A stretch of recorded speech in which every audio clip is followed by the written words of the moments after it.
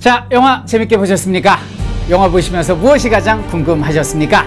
그날 그 사건 이후의 이야기들을 들려드리겠습니다. 보시면서 정순왕후에 대해서 굉장히 큰 임팩트를 받으셨을 거라고 생각을 하세요. 정순왕후 같은 경우는 그 사건 이후에도 정조보다 더 삽니다. 5년을 더 살게 되죠. 근데 조선왕조실록에 보면 정조하고 정순왕후하고 대척점에 섰다는 얘기가 단 한 군데도 나오지 않아요. 정황상 우리가 추측을 할 뿐인데, 물론 대척점에 섰다고 하더라도 실록에서 그런 걸 기록하기 좀 어려움이 있었겠죠. 근데 무엇이 가장 그녀가 적이었다는 심증을 굳히냐면, 정조가 1800년에 죽습니다. 죽고 나서 이분이 이제 수렴청정, 정조의 아들이 이제 순조라고 그래서 11살밖에 안 됐거든요. 그래서 4년 동안 수렴청정을 하게 되는데, 그때 한 정치가 정조가 꿈꿨던 세상하고 완전히 다른 정치를 한 거예요. 노론 중심의 정치. 그래서 이 여자는 정조하고는 완전히 등 돌린 원수였구나라는 여러 이제 정황 중에 하나가 된다, 이렇게 보시면 되겠고, 자, 그 다음에 이제 정조의 어머니였던 해경궁 홍씨입니다. 저는 조선왕조 500년 중에 가장 불쌍한 여자를 꼽으라면 단연 해경궁 홍씨를 뽑겠습니다. 80세까지 사시는데요, 일생에서 가장 힘들었던 게 남편 죽고 나서 정조가 어떤 세손 수업을 받고 왕이 되는 그 시기 약 15년 정도, 그리고 정조보다 15년을 더 살거든요. 자식을 가슴에 묻고 15년을 더 사는 그 회한의 통한의 삶, 이 앞뒤 30년이 그녀를 가장 힘들게 했었는데요. 한중록 보면 그런 말이 나오죠.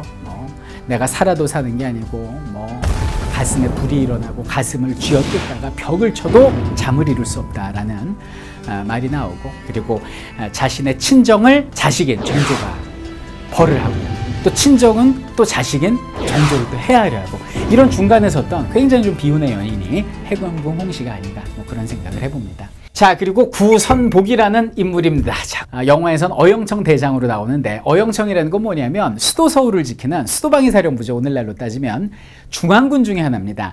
당시 어영청, 총인청, 수어청, 금유영, 훈련도감 이 5개의 부대가 수도 서울을 지켰는데, 그 중에 하나의 대장으로 나옵니다. 근데 이 사람 같은 경우 포도대장 출신일 때부터 이제 그 사도세자의 죽음을 희롱했다 하여 정조가 굉장히 싫어하죠. 근데 이 사람이 군권을 잡고 있으니까 그 사건 직후에는 바로 처단을 할 수가 없어요. 그러다가 정조직이 10년 역적으로 몰려갖고 이제 죽음을 당하게 되는데, 정조가 굉장히 이 사람을 미워합니다. 능지처참이라는 형벌을 내리게 되죠. 죽는 순간까지 최대한 고통을 느끼게 하는 게 능지처참이거든요. 그런 최후를 맞이한 것이 바로 구선복이 되겠습니다. 자, 그 다음에 홍구경입니다. 전하, 반드시 우리가 먼저 쳐야 합니다. 홍구경은 영화에서 무슨 금유영 대장 그래서 정조의 그 경호실장처럼 나오는데, 실제로 이 사람은 정조를 왕으로 만든 킹메이커다. 이성계를 왕으로 만든 정도전하고 같은 케이스다라고 보시면 되겠습니다. 근데 정조가 왕이 된 다음에 주요 요직은 다 합니다. 수기소 대장이니까 오늘날로 따지면 경호실장도 하고요, 그리고 수방사 사령관도 하고 대통령 비서실장에 장차관급까지 두루두루 아우른 문과 무의 권력을 모두 쥐은 사람이 여기는 홍구경이 됩니다. 그리고 이제 자신의 여동생을 욕심이 어디까지인가요? 정조한테 후궁으로 시집까지 보내는, 결국 여동생은 이제 아파서 죽게 되는데요. 무소불위의 권력을 휘두르다가 정조 집권하고 4년 뒤에 도저히 안 되겠다 싶어서 정조가 불러요. 그래서 구경아 이제 그만해라, 이 한마디에 고향으로 내려가게 되고, 왕이 언젠가는 나를 불러주시겠지라는 생각을 했지만 정조는 불러주지 않고 결국 쓸쓸한 죽음을 맞이하게 된 인물이 바로 여기는 홍구경이 됩니다. 자, 마지막으로 오늘의 주인공 바로 정조대왕이십니다. 자, 정조대왕은 그 이후에 엄청나게 왕권을 강화해줬어요. 군사권과 그리고 문신, 인사권을 완벽하게 양쪽을 다 아우르셨는데요. 일단 군사권을 강화하기 위해서 사건 이후에 수기소를 훨씬 더 확대를 합니다. 경호실을 확대한다는 거죠. 그리고 몇 년 뒤에 장용영이라는 걸 만드는데, 이 장용영이라는 건 뭐냐면 이건 경호실이 아니고, 잘 들으세요, 경호부대입니다. 그래서 당시 우리나라 최고 부대였던 5군형보다 규모가 더 컸어요. 오늘날로 따지면 대통령 경호부대가 우리나라 대한민국의 전 군대의 화력을 압도했다, 이렇게 보시면 되겠죠. 그래서 장용영을 만들어가지고 자신이 군권을 장악을 하고요, 정치권까지 장악해야 될 거 아닙니까? 그래서 규장각이라는 걸 만드십니다. 자, 규장각이라는 건 뭐냐면 겉으로 볼 때는 왕실의 역대 보물을 모아두는 뭐 도서관, 무슨 뭐 박물관 같은 것인데 실제로는 이제 정조의 아지트였어요. 항상 거기서 전국 구상을 하십니다. 그래서 초계문신이라고 그래가지고 젊은 문시들을 불러 모아가지고 유학을 가르치고 정치를 가르치고 자기 사람으로 만들거든요. 그 대표적인 인물이 누구예요? 정약용 아닙니까? 그래서 노론천지였던 세상에 새로운 젊은이들, 젊은 피를 수혈을 하는데요. 남인을 기용합니다. 그래서 장영영으로 무와 그리고 규장각으로 문을 모두 다 아우르신 분이 정조가 됩니다. 자, 정조의 업적을 한번 살펴보겠습니다. 자, 정조의 업적 같은 경우는 무수히 많아요. 수능 출제율 1위입니다. 세종대왕님보다 더 많이 출제되시는 분이 정조예요. 그만큼 업적이 많다는 얘기죠. 조선 후기 르네상스를 일으키신 분이거든요. 근데 그 업적을 다 얘기하면 그거는 이제 일반 강좌가 되니까요. 몇 가지만 얘기하겠습니다. 자, 노비면천이란 말이 나옵니다. 천한역을 면제해달라는 얘기인데요. 요게 그때는 이루어지지 못하지만 아들이었던 순조 때 공노비를 무려 6만 6천 명을 해방을 시킵니다. 링컨의 노예 해방보다 더 빨랐던 게 우리 조선이거든요.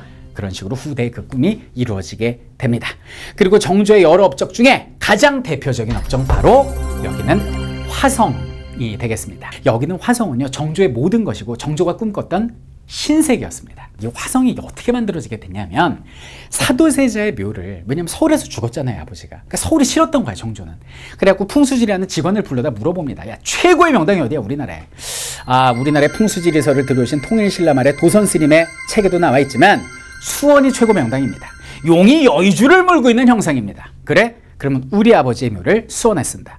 그래갖고 그리로 이장을 했어요. 그런데 아버지의 묘를 수원으로 이장한 직후에 자식이 생깁니다. 그게 바로 순조예요. 근데 더더욱 재밌는 건 순조가 딱 태어났는데 태어난 날짜가 자기 어머니 해경궁 씨 생일하고 똑같아요. 그러니까 아들하고 엄마 생일이 똑같은 거야. 신기하잖아. 또 옛날 분이잖아요, 정조는. 아, 이 모든 것이 다 수원의 지덕 때문이구나라고 굳게 믿게 됩니다. 그래서 이 사람은 수원에다가 하나의 이상세계인 화성을 만들려고 그래요. 그래서 1804년인데요. 1804년이 어떤 해냐면 자신의 어머니 해경궁 씨가 70세가 되는 칠순잔치하는 해가 되고, 그리고 자기의 아들인 순조가 15살 성인이 되는 해가 됩니다. 그럼 그 해가 되면은 왕위를 자기 자식에게 물려주고 본인은 늙은 어머니를 모시고 수원으로 가서 화성에서 살려고 했어요. 그 화성이 자체적으로 발전하면 그것을 롤모델 삼아서 전국적으로 좀 모두가 잘 사는 세상을 좀 퍼뜨려보자. 그 옛날 그 박정희 대통령의 거점 개발 방식보다 훨씬 더 앞선, 이것이 바로 정조의 꿈이었습니다. 정조대왕의 꿈! 수원 화성에 나와 있습니다.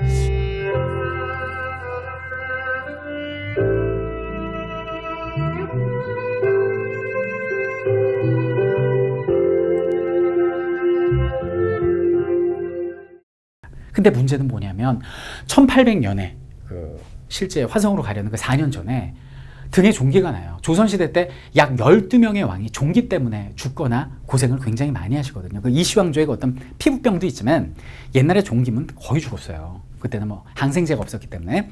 등에 종기가 나는데 여름이니까 또 열이 막 오르잖아요. 그래갖고 이게 막 온몸으로 퍼져고 머리까지 종기가 퍼져가지고 정조대왕이 돌아가시게 됩니다. 승하하시죠. 그래서 그 꿈은 이루지 못하게 돼요. 주상에게 병고가 생기면 내가 힘들어져요. 그럼 정조가 돌아가시고 난 다음에 어떻게 돼요? 정순왕후가 아까 말씀드렸잖아요.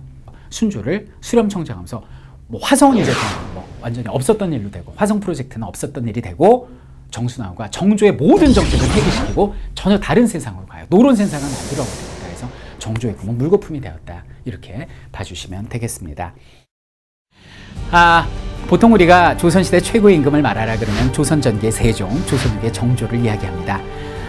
이번 영화를 통해서 우리가 쉽게 잊을 수 있었던 정조 임금님을 다시 한번 재조명하는 기회가 돼서 개인적으로 기쁘게 생각을 하고요. 태건 설민석 선생의 이야기, 다음번 또 한국사 관련된 어떤 이슈가 있으면 그때 또 함께 하도록 하겠습니다. 건강하시고요. 행복하십시오. 태건 설민석 선생이었습니다.